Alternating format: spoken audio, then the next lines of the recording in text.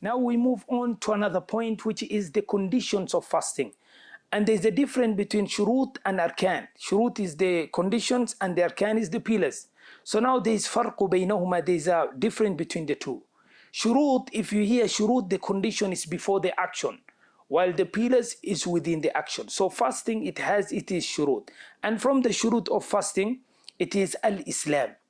Now the condition, the first condition, a person has to be a Muslim.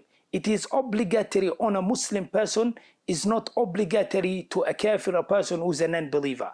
As Allah subhanahu wa ta'ala says, Ya ayyuhal ladhina amanu kutiba alaykum as-siyam. Oh, you have believed, kutiba alaykum as-siyam, fasting has been made obligatory for you.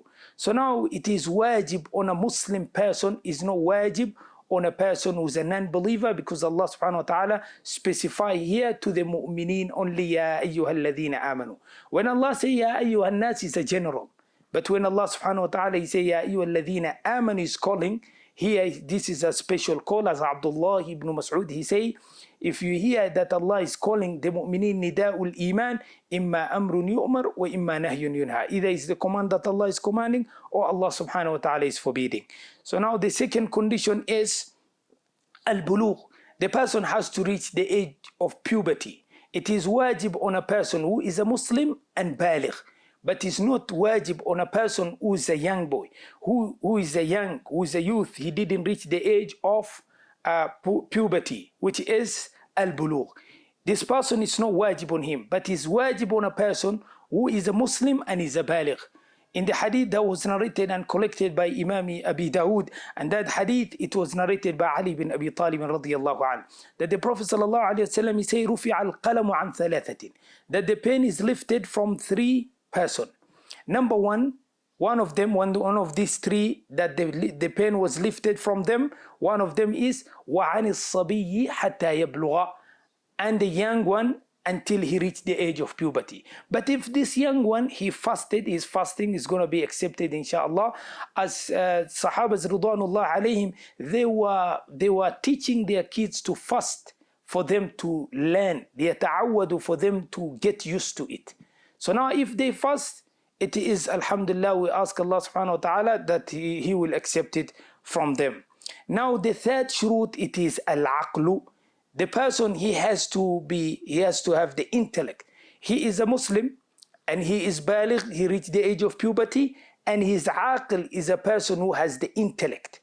It's no wajib on a person who is majnoon, he don't have the intellect. It's no wajib on him, but it's a wajib on a person who have the intellect and is a Muslim and he reached the age of puberty. In the hadith of Rasulullah sallallahu alaihi wasallam, the same hadith that we mentioned here previously, is that hadith that was narrated by Ali bin Abi Talib radiyallahu anhu, that the Prophet sallallahu alaihi wasallam, he say, rufi al-qalamu an thalathatin, that the pen is lifted from three persons. One of these three persons, the Prophet sallallahu alaihi wasallam, he say وَعَنِ الْمَجْنُونُ حَتَّى يَفِيقَ, and the person who is insane until he regain his consciousness, his pen is lifted. So it's not wajib on a person who is a majnoon. And the fourth one, it is al-iqama. The first thing, it is wajib on a person who is a muqim, who is a person who is a resident. He's not musafir. So it's not wajib on a person who is a musafir, who is traveling.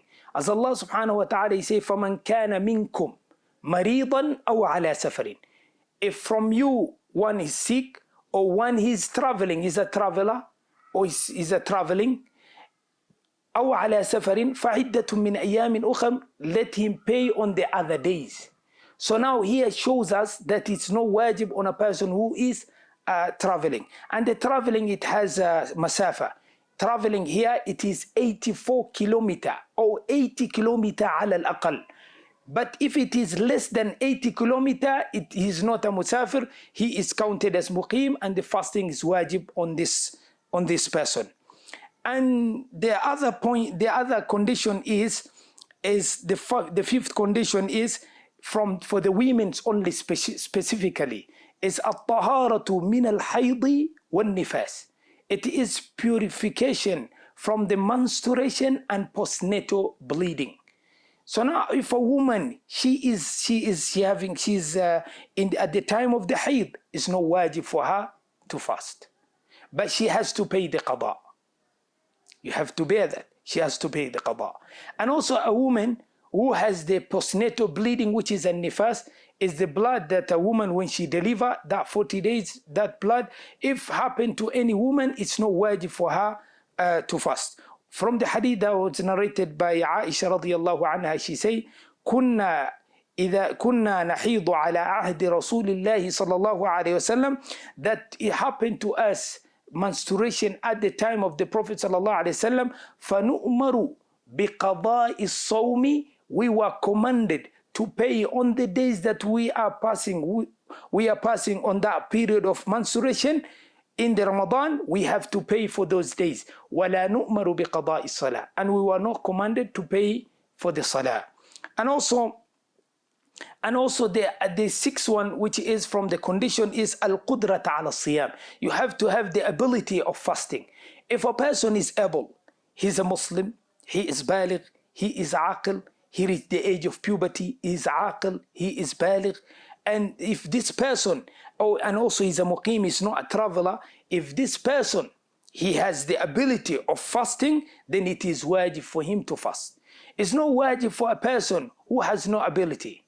Number one, like marid, a person who is sick. Allah subhanahu wa ta'ala say, فَمَنْ كَانَ مِنْكُمْ مَرِيضًا, if one of you, he is sick, أو على سفر, or he is traveling, فَعِدَّةٌ مِنْ أَيَّامٍ أُخَرٍ, let him pay on the other days. So now it is not wajib on a person who is sick. And the sickness here we are talking is the sickness that make a person that lose the ability of fasting. And also the sickness, if a person is sick, and then yurja bar'u, then this person, he has a hope that he will be cured from that sickness. This person, he has to pay the qada. Lakin the marid that la yurja bar'u, the marid, the person who is sick, but he has no hope that he will get cure, for that person, he has to pay, he has to feed a miskin at least for a day. ولذلك Allah subhanahu wa ta'ala talk about the people who have no the ability. Allah subhanahu wa ta'ala say, وَعَلَى الَّذِينَ يُطِيقُونَهُ فِدْيَةٌ طَعَامُ مِسْكِينٍ, and those who find it difficult to fast, they have to pay fidya, طَعَامُ مِسْكِينٍ, by feeding a miskin. Al-Hamila, the woman who is a pregnancy, and also al-murdi'ah, the woman who is breastfeeding. For these two, if they fear for themselves, a woman who is breastfeeding fear for herself, and also the woman who is hamila, she fear for herself and also for her baby. Both of them, they fear for their baby. Qawlul rajih is for them, they don't need to pay the fidya by feeding the miskin, but they have to pay the qada for the days that they misses after the month of Ramadan. And also we have kabiru sinni, a person who is old, either is a female or a male. For this person, or for these people, they have if they don't have the ability of fasting, and they fear for themselves, for these ones, they have to pay fidya, miskin, they have to feed a miskin at least. So now they are category that fall under this ayah, وَعَلَى الَّذِينَ يُطِيقُونَهُ فِدْيَةٌ طَعَامُ مِسْكِينٍ. They are category that they have to pay fidya, and there is a category that they don't need to pay fidya, they are not allowed, but they have to pay the qada, and those are two: a murdi'ah, a woman who is breastfeeding, and also hamila, a woman who is pregnant. So now these are the shurut of fasting. Wallahu a'lam.